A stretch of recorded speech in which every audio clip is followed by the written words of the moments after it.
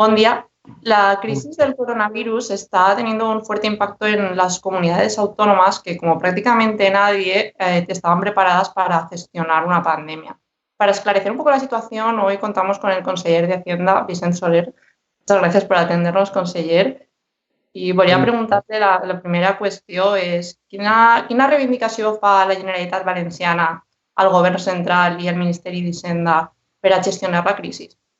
Teníem dos reivindicacions importants. Una és la liquiditat, accés a la liquiditat, abans de la liquiditat, perquè temíem que este segon trimestre de l'any seria terrible per fer front als pagaments que teníem. Teníem una tresoreria bastant esquifida i hi havia molts pagaments extraordinaris. Tot el tema dels productes sanitaris comprats en el mercat mundial, bàsicament en Xina, també exigien tindre diners frescos. Tot això, per tant, ha sigut una reivindicació contundent. Jo crec que hem sigut la comunitat autònoma que més ho ha reivindicat, l'avançament d'una liquiditat que, en el millor dels casos, vendria en juliol. Massa tard per a nosaltres. No sabem en juliol què passarà. El que sí que sabem és el que està passant en aquest moment, tot el drama que tenim. I per això estem molt contents que per primera vegada un govern d'Espanya hagi tingut aquesta sensibilitat per saber que som les comunitats autònomes les que tenim que fer front a molts pagaments vinculats a una crisi sanitària de la que són competents, per cert. I en aquest sentit havíem fet una planificació i per tant havíem demanat 2.200 milions de liquiditat avançada i en aquest moment ja estem en un 65% d'aquesta liquiditat avançada, la qual, com es pot imaginar, és una bona notícia. L'altra reivindicació era recursos addicionals. Nosaltres, amb els recursos del nostre pressupost, evidentment no era suficient. Fa un mes, aproximadament, ja van arribar 72 milions, 30 per a polítiques socials, 28 per a sanitat i després també per a vivenda i per a les menjadors escolars, de la gent que no podia anar al menjador i els xiquets que necessitaven tenir una alimentació sana. I tot això va vindre i, per tant, ha vingut. Què és la novetat? La novetat és que de sobte, i no per casualitat, sinó per la pressió que hem fet algunes comunitats autònomes, han aparegut per via de la història de l'Espanya autonòmica 16.000 milions de fons no compensables, de fons no reemborsables. És a dir, no és un préstec, com estàvem acostumats a ser, sinó que són diners que venen i que no hem de tornar. I que significa, per tant, que tindrem totes les despeses extraordinàries sanitàries cobertes i més. I en aquest sentit he de dir que estic bastant content. No estic content del tot. I si em permets, Laura, te diré per què no estic content del tot. Perquè, evidentment, tot i valorar aquests 16.000 milions com una cosa inèdita i magnífica i sense precedents, he de dir que el criteri de distribució d'aquests 16.000 milions no era el que a mi m'haguera agradat. D'aquests 16.000 milions, 5.000 encara estan pendents de distribuir, que són els que calcularan per la caiguda d'ingressos de cada comunitat autònoma. Ahir sí que vull dir que és molt important tenir en compte quina és l'actitud fiscal de cada comunitat autònoma. Madrid, per exemple, que ha fet una baixada d'impostos, tindrà que apetxugar amb això, perquè, clar, nosaltres la caiguda d'ingressos sobre el que teníem previst d'acord amb la nostra normativa. Per tant, això ho discutirem quan toqui. L'altre eren 5.000 milions, 1.000 milions per a polítiques socials. Ahir el criteri és el de la població, el de la població ajustada, que és el terme tècnic en el que parlem, perquè, evidentment, els serveis socials bàsics estan molt conformats no només per la població, sinó per la piràmide d'edats, pel tema de la dispersió i tot aquest tipus de coses que són importants de tindre en compte, sobretot la població, perquè els serveis públics essencials són a les persones i, per tant, és important. I el tema quantitativament més important eren 10.000 milions que anaven a sanitat, dels quals s'han fet dos blocs, un de 6.000 milions que vindrà en els pròxims dies i un altre de 4.000 milions que vindrà a finals de l'estiu, principi de la tardor. La gran discussió que va haver en la videoconferència amb la ministra de tots els consellers i la veu valenciana fou la que més fort, més alta se va sentir, fou de dir com anem a distribuir això, perquè, clar, cansats com estem de tenir un maltracte en el tema del sistema de finançament autonòmic, no volíem entrar novament en una situació pareguda. Aleshores, el que jo vaig proposar que un element, tot i tenint en compte, òbviament, que la pandèmia no havia suposat la mateixa despesa perquè els contagis havien sigut molt més densos en unes i en altres comunitats autònomes, la veritat és que el criteri de població assistida, de població potencialment afectable, era molt important. Aleshores, el debat al final té lloc sobre aquests dos conglomerats de població. Població afectada, com un criteri que té a veure directament amb el coronavirus, l'afectació del coronavirus en cada comunitat autònoma, per exemple, Madrid, Castilla-La Manxa o Catalunya tindrien, en aquest sentit, més afectació perquè realment s'han gastat més diners perquè han hagut que hospitalitzar més gent als UCIs, etc. Però hi havia l'altra part que tindria que entendre de totes les polítiques preventives que hem fet, i així nosaltres hem fet moltes i bones polítiques preventives, com per exemple els hospitals de campanya, per si de cas, els avions a Xangai, i altres polítiques que han sigut d'un gran cost polític, per exemple, fer que la gent no entrarà al camp de futbol el dia 10, quan el partit de tornada de l'Atalanta o posposar les falles i totes aquestes coses són polítiques preventives. Algunes tenen molt de cost. Els avions són costosos, els hospitals de campanya també. Per tant, este fou el debat. I nosaltres vam liderar la posició de que aquesta part de lo que és lo preventiu, lo que afecta al conjunt de la societat, tenia que tindre molt més pes. Al final, la discussió fou que el 80% serien, el criteri seria de població afectada i el 20% la població potencialment afectable, que tenia vinculada a aquesta idea de la població. Bé, jo vaig discrepar, li ho vaig dir a la ministra, jo discrepava. El que sí que vam aconseguir és que en els 4.000 milions de després de l'estiu el pes de la població potencialment afectada, que està vinculada a l'idea de la població ajustada, que és el concepte tècnic que he dit abans, pesarà molt més, pesarà un 40%. Per tant, aquesta és la part de discrepància que no és que sigui d'ordre menor, però evidentment és sobre un element tremendament positiu, que és tindre 16.000 milions en forma de diners, no en forma de préstec. I això realment és inèdit en la història de l'España autonómica. Y, conseller, hablando del reparto de fondos, se ha adelantado algunas cuestiones que quería preguntarle. Además de la parte preventiva de todo el trabajo previo que han hecho las comunidades autónomas, ¿cree que debería ponderar en ese reparto o a lo mejor en otro posterior las consecuencias económicas que va a tener el coronavirus? Porque esta crisis no es solo sanitaria y una comunidad como la nuestra, con tanto peso del sector turismo y del sector servicios, que probablemente nos lleve a una merma en los ingresos de las arcas públicas, no sé, ¿cree que debería haber algún mecanismo de compensación también en esta parte? Per suposat, i també ho vaig plantejar. El que passa que era un tema monogràfic sobre la incidència sanitària, sociosanitària, diríem, no? Però evidentment ho vaig plantejar. Jo, i no només nosaltres, vull dir, també Canàries, també Balears, com podeu imaginar, perquè l'estructura productiva és molt asimètrica en les comunitats autònomes i, per tant, la incidència de la crisi serà molt major. Però això serà un altre paquet d'ajudes que tots desitgen que vinga, perquè si ara és veritat que la salut està per damunt de tot i és el primer de tot, també és veritat que l'economia també és molt important, perquè el que no podem és crear un sistema econòmic incapaç de refer-se ell mateix. Els poders públics han d'ajudar, sobretot quan hi ha una estructura de microempreses, d'autònoms, etc. Nosaltres en això ja hem pres decisions, com se sap molt bé, no? Hem fet ajudes a autònoms, ajudes complementàries directes als treballadors afectats pels ERTOs i en farem més, però són ajudes, diríem, d'emergència, no? Front a la situació de dificultats de les famílies afectades per això. Però, evidentment, això és clarament insuficient. N'hi ha que plantejar polítiques per a que les empreses no tanquen, per a que les empreses puguen recuperar-se de la millor y más contundente manera posible.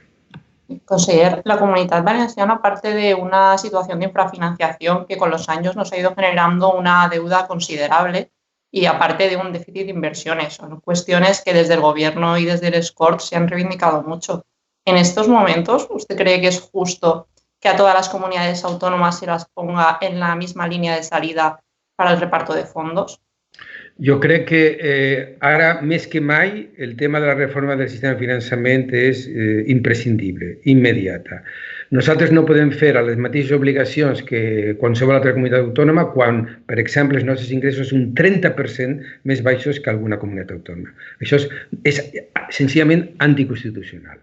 Però del fons que estem parlant, de 16.000 milions, està deslligat d'això.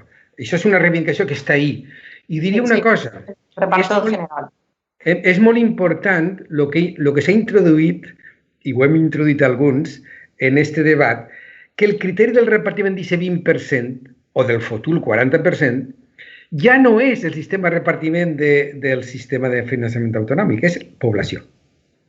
Per primera vegada, un criteri de repartiment, encara que no sigui al 100%, sigui només una part, però és població ajustada, òbviament, perquè aquest és el criteri que és, però població.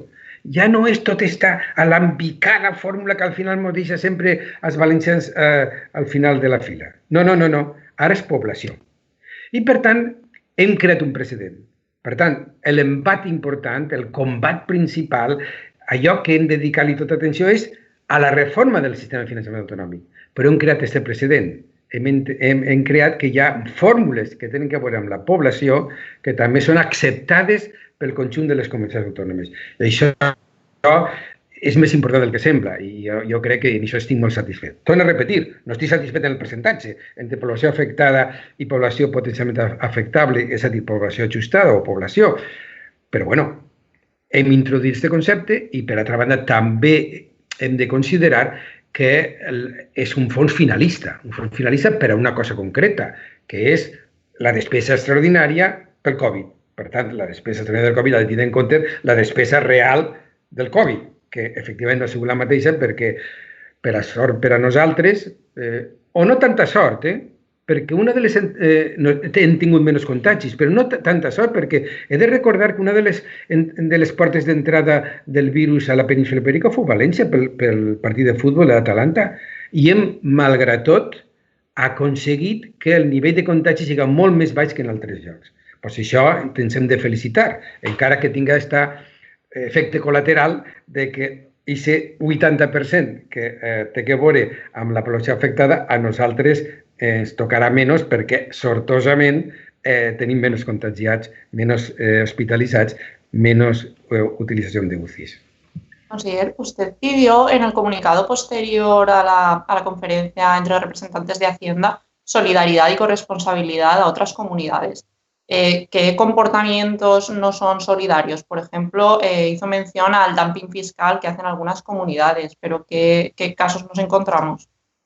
Bueno, en general tenim el mateix problema de sempre. Jo crec que n'hi ha una certa miopia en algunes comunitats autònomes pel fet de que creuen que el fet de que millorem algunes comunitats autònomes sigui a costa d'elles. Jo, a més, el document dels experts de fa 3 anys, juliol del 2017, eixia una mica d'aquest dilema, no?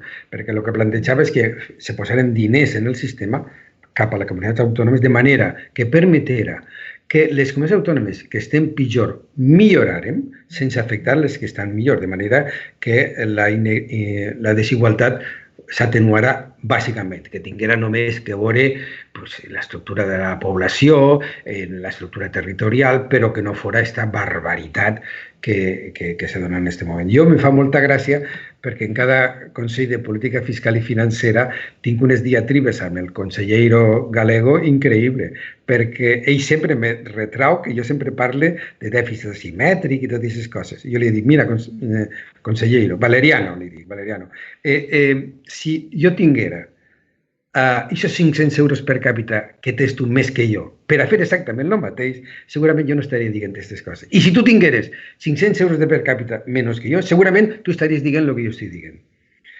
És que estem en esta. És una evidència tan gran i, per tant, és terrible que, des de l'any 2014, que això no s'ha arreglat. Jo crec que és un tema gravíssim de fons. Nosaltres fem front al tema per la via del dèficit real superior. És a dir, Nosaltres, en aquest moment, el que hem volgut, el Botànic, és acostar-nos a la despesa per càpita mitjana.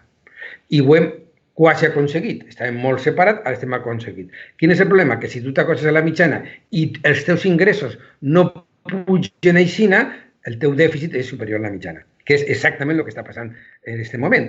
Les dades de l'any 2019 diuen exactament això, que el nostre dèficit és el dèficit mitjà més el dèficit estructural, més la diferència d'ingressos respecte de les despeses mitjanes. I això cada any queda clar i contundent i, per suposat, anem a continuar així. Mentre no hi hagi un nou sistema de finançament autonòmic, la despesa per càpita ha de ser similar a la mitjana, perquè si no estarem maltractant els valencians. De fet, ja ha passat en sanitat.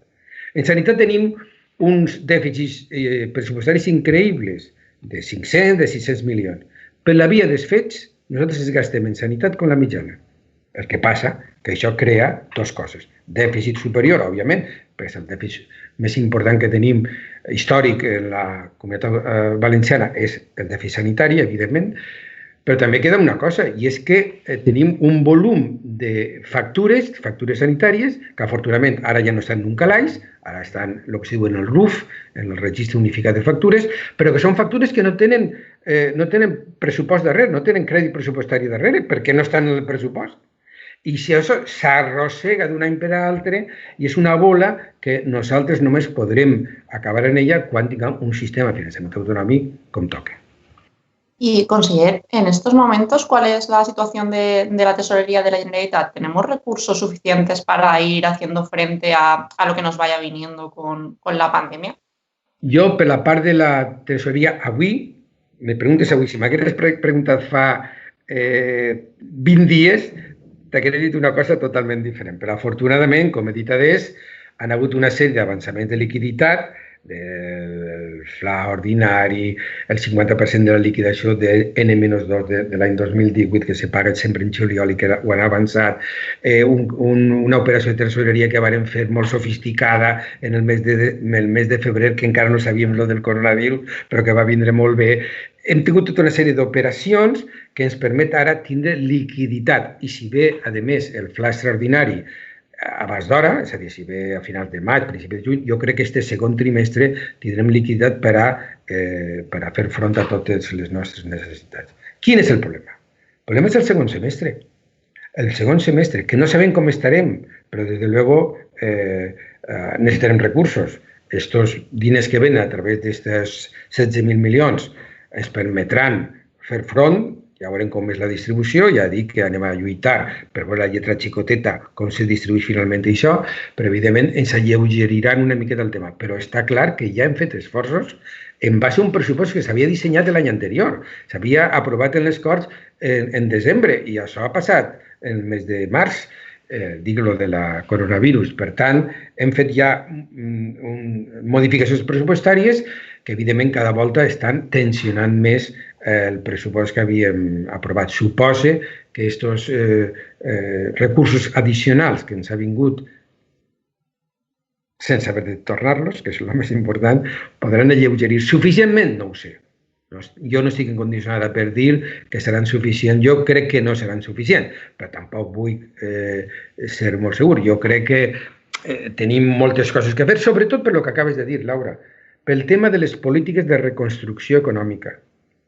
Ahí sí que en un teixit productiu de xicotetes i mitjanes com és el nostre és importantíssim el paper dels ajuntaments, per suposat, però sobretot el de la Generalitat, perquè hem d'incentivar a que la nova normalitat no siga reproduir el que hi havia. S'ha de competir d'una altra manera.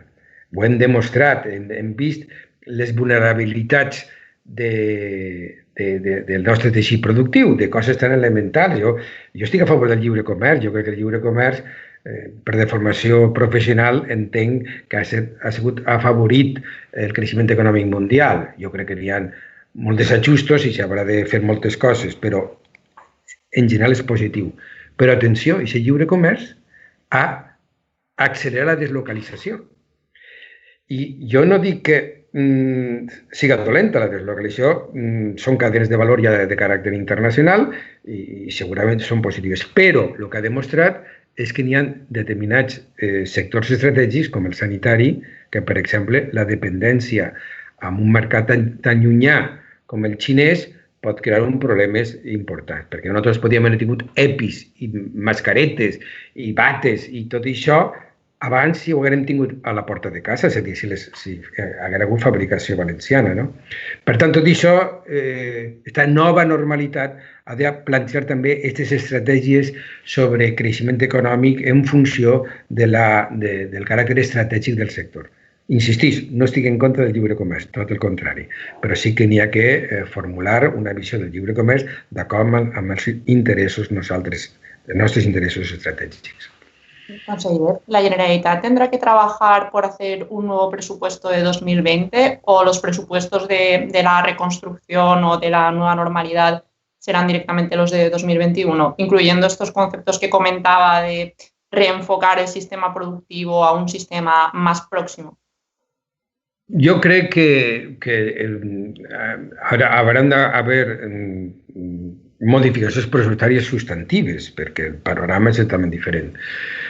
I sobretot el que està clar és que el pressupost del 2021 ha de mirar el que ha passat, ha de mirar i veure que l'economia valenciana i els serveis públics fonamentals, la sanitat, l'educació, els serveis socials, sobretot, imagina el tema de les residències i tot això n'hi ha que replantejar-ho. I jo crec que aquesta crisi també pot ser una oportunitat de replantejar molts dels aspectes de la nostra vida quotidiana, però també de la gestió econòmica, política i social nostra. Per tant, jo crec que hem de prendre moltes lliçons del que està passant i això, per la part que em toca, s'ha de traduir en una estructura pressupostària per l'any 21 diferent. Y ya para finalizar, ¿usted cree que esta crisis se está gestionando de una forma demasiado centralista por parte del gobierno? Bueno, jo crec que ha hagut una primera part que, evidentment, s'ha picat d'excessiva prudència. No? Vull dir, eren tantes les coses que s'havien d'exigir a la gent. La gent no estava acostumada a quedar-se en casa un mes. De fet, la primera vegada que ens va dir que el confinaren creien que era per a 15 dies o no sé què. Això s'ha anat allargant. No, ha estat així, no? I, a més, has vist que cada dia sabíem una miqueta més del coronavirus. Cada dia sabíem alguna cosa més de com podíem acotar el contagi, etc. No? Jo crec que este procés d'agafar la direcció única